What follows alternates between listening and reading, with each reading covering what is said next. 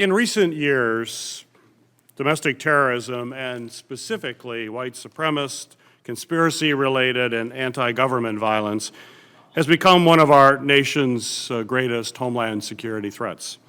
Last October, the committee held a hearing to examine the role that social media platforms play in the amplification of domestic extremist content and how that content can translate into real-world violence.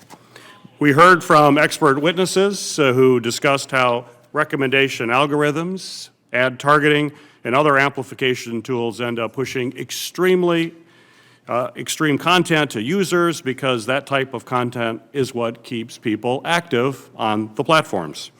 Unfortunately, because these platforms are designed to push the most engaging posts to more users, they end up amplifying extremist, dangerous, and radicalizing content. This includes QAnon, Stop the Steal, and other conspiracy theories, as well as white supremacist and anti-Semitic rhetoric. In some cases, this content may not necessarily violate a company's community guidelines. In other cases, even content that is in clear violation of company policy remains on the platforms and is often only removed after public pressure. In both cases, this content does significant harm to our society and stokes real-world violence. We have seen this happen time and time again, from the 2017 neo-Nazi Unite the Right rally in Charlottesville, Virginia, that was organized using a Facebook event page, to the violent January 6th attack on the U.S. Capitol, spurred to action in part by Stop the Steal content that repeatedly surfaced online, to the shooter who live-streamed as he massacred black shoppers at a Buffalo supermarket. There is a clear connection between online content and offline violence. Over the years, we have heard many explanations from social media companies about their content moderation policies, efforts to boost trust and safety, and actions taken to remove harmful accounts.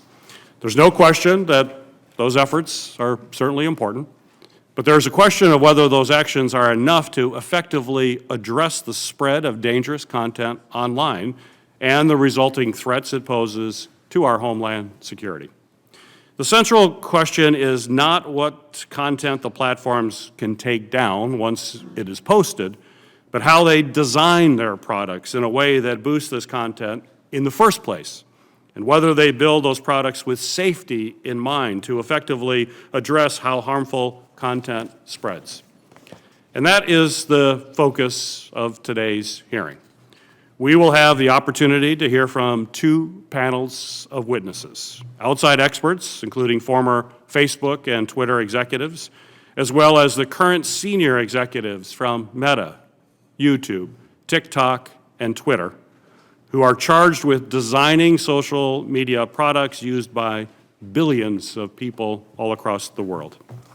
The overwhelming majority of social media users have very little information about why they see certain recommended content in their feeds.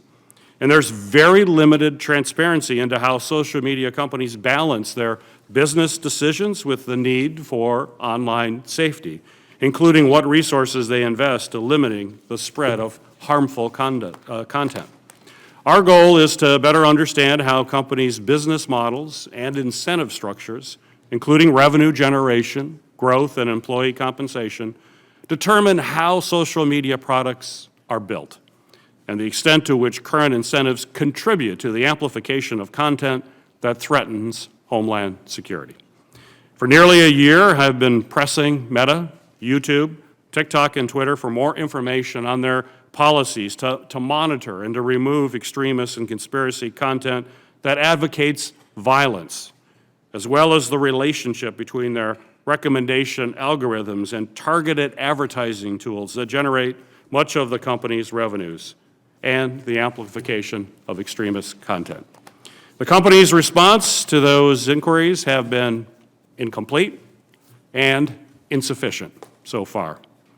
This morning, we'll hear from two former executives and a technology journalist with social media expertise about the internal product development process and the business decisions that these companies make, including trade-offs between revenues and growth and their trust and safety efforts, as well as how they interact with foreign governments. Later this afternoon, we'll hear directly from the chief product officers of Meta, YouTube, and Twitter, and the chief operating officer of TikTok, the executives who are charged with making those business decisions and driving the strategic vision of the companies. I certainly look forward to a productive discussion with both panelists. Welcome to this committee here today. We look forward to your testimony